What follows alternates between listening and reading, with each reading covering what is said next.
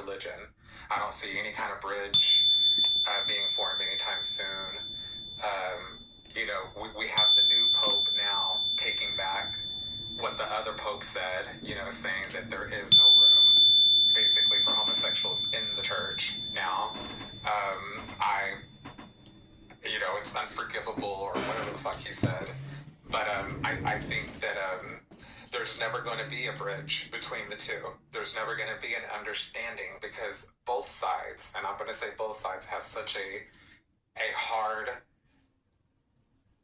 it's just hard to change who you are, and religion becomes a part of people, but it becomes a part of them to the point you can't change them, so if you can't change them, then sometimes you have to accept people for what they are, as long as they're not hurting you or anything like that, you just have to accept them for what they are, and I don't know what it's going to take for both sides to kind of get that, you know what I mean, because it's like, well, one side will say, well, it's not natural, whatever.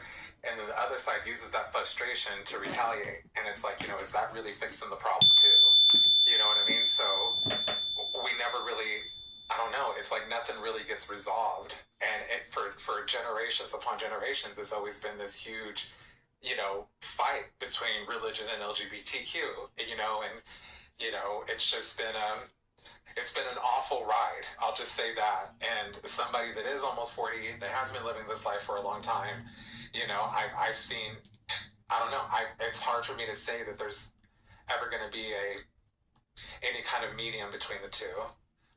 I think we're pretty stuck in this, and people are pretty pleased with how.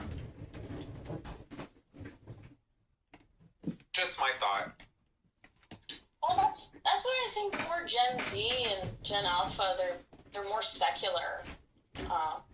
If you see participation rates for whether it's synagogues or temples or churches or mosques, the rate of attendance for those religions are lower for younger generations. Yeah. Well,